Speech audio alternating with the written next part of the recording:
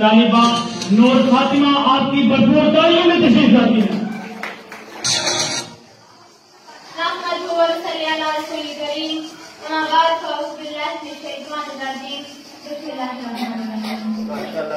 ہر کسی کو میسر نہیں شہادت کا رتبہ، ہر کسی کو میسر نہیں شہادت کا رتبہ، یہ عزم ہے مٹی کے لیے قربان ہونے والوں کا. تو نے اس بات کو سینجا ہے لہو سے، تیری خوشبو سے تیرا یہ باغ ہمیشہ رہے. آمین. اساتذہ بصیرت اور معزز سامعین، السلام علیکم ورحمۃ اللہ وبرکاتہ. قوموں کی زندگی میں ایسے بھی دن آتے ہیں جو تاریخ میں ہمیشہ یاد رکھے جاتے ہیں.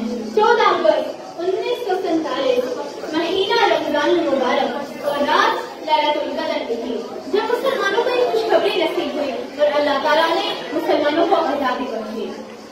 اے قائد اعظم، آؤ ذرا تم دیکھو اپنا پاکستان، جس کی بنیادوں کی خاطر لاکھوں لوگوں نے دی اپنی جان، جس کی خاطر کھیت جلے، کھلیان جلے، دربار جلے، ماؤں کے سینے چاک ہوئے جب کڑیل بیٹے خاک ہوئے، پرواز پرندے بھول گئے، احساس کے بیلے سوکھ گئے، دریا کی روانی رک سی گئی، خون کی ہولی کھیلی گئی. دشوار بہت ہی راہ کا رب مگر ہر گم ہم ساتھ رہے. اے قائد اعظم، آؤ ذرا تم دیکھو اپنا پاکستان، جس کی بنیادوں کی خاطر لاکھوں لوگوں نے دی اپنی جان. جناب صدر، جب ملک آزاد ہوا تو لوگ آزادی کی خوشی میں سب کچھ لوا کر جب اس زمین پر پہنچے تو قائد اعظم نے بھی یہی سوچا ہوگا کہ اب جنگ ختم ہو گئی ہے، لوگ آزاد ہو گئے ہیں، اب ہر طرف اسلام کا بول بالا ہوگا، ہر طرف ایک آواز ہوگی، ہم پاکستانی ہیں. مگر ان لمحوں میں شاید آسمان بھی ہنسا ہوگا اور اس کی وہ ہنسی آج پاکستان کے گھروں دیوار سے لکھی ہوئی محسوس ہو رہی ہے، کیونکہ جو لوگ کل صرف پاکستانی تھے وہ آج سندھی، بلوچی اور پٹھان ہیں. آج پنجاب کی حکومت بس پنجاب کی ہے. لوگ سب میں کیا ہو رہے ہم نہیں جانتے. ہم ایک دوسرے کے لیے مر نہیں رہے بلکہ ایک دوسرے کو مار رہے ہیں. لاشیں بھی ہماری ہیں، لوگ بھی ہمارے ہیں، ہم خود ہی تماشا ہی، ہم خود ہی تماشا ہیں.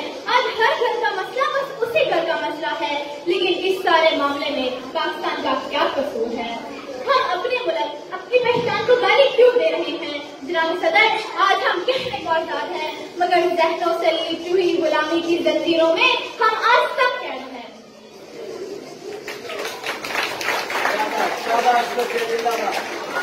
پہلے پاکستان کے حصول کے لیے زمین تقسیم ہوئی تھی مگر آج خود پاکستانیوں کے لیے زمین سندھی، بلوچی اور پنجابی میں بٹ گئی ہے. حاضرین محفل، اس وقت اس قوم کو ایک ملک کی ضرورت تھی اور آج اس ملک کو ایک قوم کی ضرورت ہے.